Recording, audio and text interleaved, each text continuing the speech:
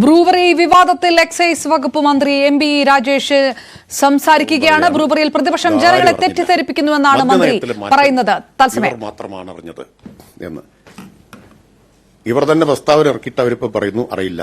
അത്ര സത്യസന്ധതയില്ലാതെ സംസാരിക്കാൻ കഴിയുന്ന ആൾക്കാരാണ് ഇവര്. പിന്നെ ഇതിൽ നിങ്ങൾക്കൊരു ചോദ്യം ഉണ്ടാവും. ഞാൻ ഇപ്പോൾ വിശദീകരിക്കാത്ത ചോദ്യം വരുമ്പോൾ പറയാമെന്ന് വെച്ചിട്ടാണ്. ഉണ്ടാവും ഞാൻ വിചാരിക്കുന്നു. പ്രതിപക്ഷ നേതാവ് ആവർത്തിച്ച് പറയുന്നൊരു കാര്യമുണ്ട്.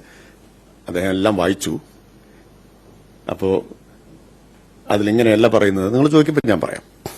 പിന്നെ മുൻ പ്രതിപക്ഷ നേതാവ് പറയുന്നു ഇത് ഒരു അപേക്ഷ ഈ കമ്പനിയിൽ നിന്ന് ഇങ്ങോട്ട് എഴുതി വാങ്ങി നേരെ മന്ത്രിസഭയിൽ കൊണ്ടുപോയി വെച്ചു, പാസാക്കി.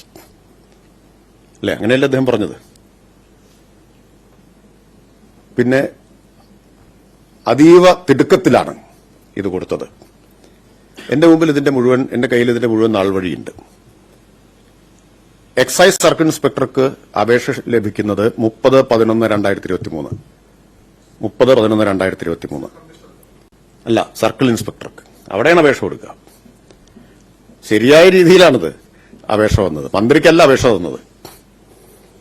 10 ഘട്ട പരിശോധന പിന്നിട്ടിട്ട് 16/1/2025 ക്യാബിനറ്റ് അനുമതി കൊടുക്കുന്നത്. 10 ഘട്ടങ്ങളിലായ പരിശോധനയുണ്ട്.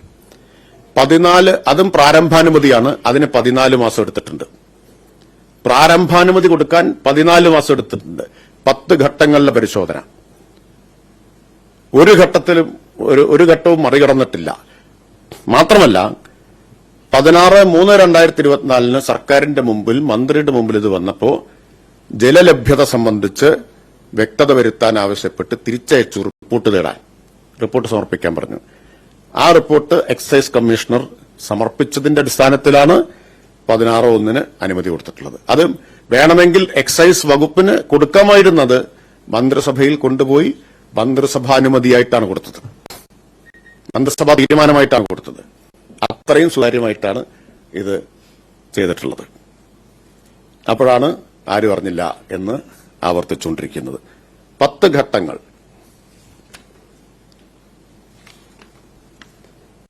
മുഴുവൻ വിശദാംശങ്ങളും എന്റെ കൈവശമുണ്ട്. പിന്നെ വെള്ളമാണല്ലോ വേറൊരു പ്രശ്നമായിട്ട് പറയുന്നത്. വെള്ളത്തിന്റെ കാര്യത്തിൽ തെറ്റായ പ്രചരണം ഇപ്പോൾ നടന്നുകൊണ്ടിരിക്കുന്നുണ്ട്. ആ പ്രചരണം പലർക്കും തെറ്റിദ്ധാരണ ഉണ്ടാക്കിയിട്ടുണ്ട്, ആശങ്കയും ഉണ്ടാക്കിയിട്ടുണ്ട്. പാലക്കാട്ടെ പത്രസമ്മേളനത്തിൽ അസന്നിഗ്ധമായി ആവർത്തിച്ച് ഒരു കാര്യം വ്യക്തമാക്കിയിരുന്നു: ഒരു തുള്ളി ഭൂഗർഭജലം എടുക്കില്ല എന്നത്. അത് ആവർത്തിക്കുകയാണ് ഞാൻ. പക്ഷെ മാധ്യമങ്ങൾ ആ കാര്യത്തിന് പ്രാധാന്യമേ കൊടുത്തില്ല. കാരണം അത് ആ ഒരു ആശങ്ക നിൽക്കട്ടെ എന്നാണോ കരുതുന്നത് എനിക്കറിഞ്ഞൂടാ. ഒരാശങ്കയുടെ അടിസ്ഥാനമില്ല. ഒരു തുള്ളി ഭൂഗർഭജലം എടുക്കില്ല. അതിന്റെ ആവശ്യം വരുന്നില്ല. ഇവിടെ മലമ്പുഴ ഡാമിന്റെ സംഭരണശേഷി എത്ര? 2,23,000 ദശലക്ഷം ലിറ്ററാണ്. 2,23,000 ദശലക്ഷം ലിറ്റർ. പാലക്കാട് നഗരസഭയ്ക്കും പിരായിരി പഞ്ചായത്തിന് ഭാഗികമായും വെള്ളം നൽകുന്നതിന് ഒരു ദിവസം ആവശ്യം 45 ദശലക്ഷം ലിറ്ററാണ്. 45 ദശലക്ഷം ലിറ്റർ. അപ്പോഴാണ് ഒരു പത്രം വാർത്ത കൊടുത്തത്, ഒരു 0 കൂട്ടിക്കൊടുത്തു, 400 ദശലക്ഷം ലിറ്റർ എന്ന്. ഇതെല്ലാം ആധികാരികമായിട്ട് കണക്കുള്ളതാണല്ലോ. 45 ദശലക്ഷം ലിറ്ററാണ് പാലക്കാട് മുനിസിപ്പാലിറ്റിക്ക് പൂർണ്ണമായിട്ടും പിരായിരിക്ക് ഭാഗികമായിട്ടും വെള്ളം കൊടുക്കാൻ ആവശ്യമായിട്ടുള്ളത്. പിന്നെ ഒരു 0 കൂട്ടിച്ചേർത്തു എന്ന് മാത്രമല്ല, 3 കണക്ക് 3 യൂണിറ്റിൽ കൊടുത്തു. ഇപ്പൊ ക്യൂബിക് മീറ്ററിൽ ഒരു കണക്ക് കൊടുത്തു. മലമ്പുഴയിലെ സംഭരണശേഷി ഒരു ക്യൂബിക് മീറ്റർ എന്ന് പറഞ്ഞാൽ 1000 ലിറ്ററാണ്. അത് ആൾക്കാർക്ക് സാധാരണ ആർക്കും മനസ്സിലാവില്ലല്ലോ. അപ്പൊ സംഭരണശേഷി കുറച്ച് കാണിക്കുന്ന തരത്തിൽ കണക്ക് കൊടുത്തു. നഗരസഭയ്ക്കുള്ള വെള്ളത്തിന്റെ കണക്ക് ഞാൻ പറഞ്ഞില്ലേ, കൂട്ടിക്കാണിച്ചു. 45 ദശലക്ഷം ലിറ്റർ, 400 ദശലക്ഷം ലിറ്റർ എന്ന് കാണിച്ചു. പിന്നെ കമ്പനിക്ക് വേണ്ടത് 10 ലക്ഷം ലിറ്റർ എന്ന് കാണിച്ചു. അപ്പൊ ഒരു ഭീതി ഉണ്ടാക്കി. യഥാർത്ഥത്തിൽ കണക്കുകൾ നമുക്ക് നോക്കാമല്ലോ. പാലക്കാട് നഗരസഭയ്ക്കും പിരായിരിക്കും ഭാഗികമായിട്ട് കൊടുക്കുന്നു. പിന്നെ പുതുപ്പരിയാരം, അകത്തേത്തറ, മരുതറോഡ് പഞ്ചായത്തുകൾക്ക് പൂർണ്ണമായും, മുണ്ടൂരിന് ഭാഗികമായും വെള്ളം കൊടുക്കുന്നു. ഇതിനെല്ലാം കൂടി ദിനംപ്രതി ആവശ്യം 21.5 ദശലക്ഷം ലിറ്ററാണ്. പുതുശ്ശേരിക്ക് വേണ്ടി 5 ദശലക്ഷം ലിറ്ററിന്റെ പദ്ധതി പുരോഗമിക്കുന്നു. ഇതെല്ലാം കൂടി ചേർത്താൽ, പുരോഗമിക്കുന്നത് കൂടി ചേർത്താലും പ്രതിദിനം ആവശ്യമായി വരുന്നത് 81.5 ദശലക്ഷം ലിറ്റർ മാത്രമാണ്.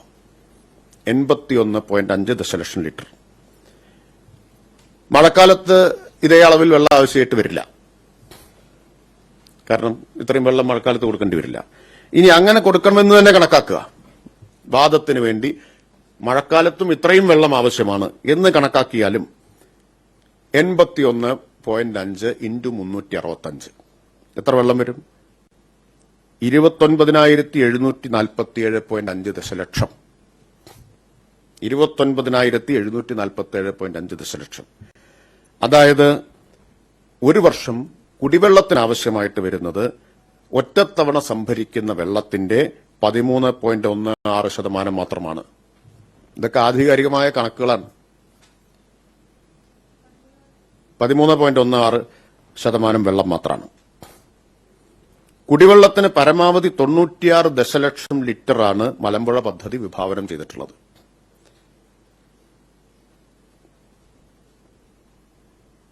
കഴിഞ്ഞ 10 വർഷം കൊണ്ട്, 10 വർഷത്തിനിടയിൽ ജലദൌർലഭ്യം കൊണ്ട് മലമ്പുഴ ഡാമിന്റെ പ്രവർത്തനം നിർത്തേണ്ടി വന്നിട്ടില്ല, വെട്ടിക്കുറയ്ക്കേണ്ടി വന്നിട്ടില്ല.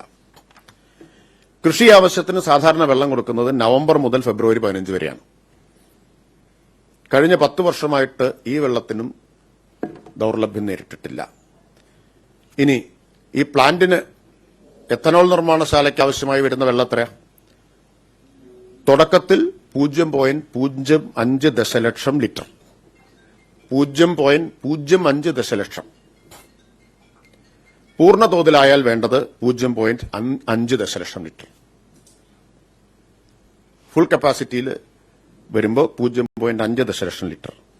അതായത് പാലക്കാട് നഗരത്തിന് മാത്രം വേണ്ട വെള്ളത്തിന്റെ 1.1% മാത്രമാണ് ഈ പ്ലാന്റിന് ആവശ്യമായി വരുന്ന വെള്ളം. ആകെ വെള്ളം ഞാൻ പറഞ്ഞത്. ഈ പ്ലാന്റിന് ആകെ വേണ്ടി വരുന്ന വെള്ളം പാലക്കാട് നഗരത്തിന് ഇപ്പോൾ കൊടുത്തുകൊണ്ടിരിക്കുന്ന വെള്ളത്തിന്റെ 1.1%. അതും ഫാക്ടറി പൂർണ്ണതോതിലാകുമ്പോഴേ അത് വരൂ. ജല അതോറിറ്റി കമ്പനിക്ക് ആവശ്യമായ വെള്ളം അധികം പ്രത്യേകമായി നൽകുന്നല്ല പറഞ്ഞിട്ടുള്ളത്.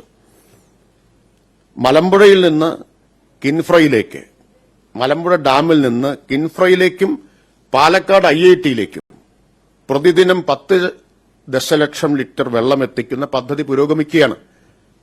10 MLD വെള്ളം പ്രതിദിനം കൊടുക്കാനുള്ള ധാരണയുണ്ട്, കരാറുണ്ട്. ആ വെള്ളം എത്തിക്കാനുള്ള പദ്ധതി പുരോഗമിക്കുകയാണ്. ഈ ലൈനിൽ നിന്ന് ഈ കമ്പനിക്ക് കൂടി വെള്ളം ലഭ്യമാക്കുന്നതാണ്. കിൻഫ്രയ്ക്ക് കൊടുക്കുന്ന വെള്ളത്തിൽ നിന്ന് ഇവർക്ക് കൊടുക്കുന്നതെന്നാണ്. 10 ദശലക്ഷം ലിറ്ററാണ് കിൻഫ്രയ്ക്ക് കൊടുക്കാനുള്ള കരാർ. 10 ദശലക്ഷം കിൻഫ്രയ്ക്കും IITക്കും.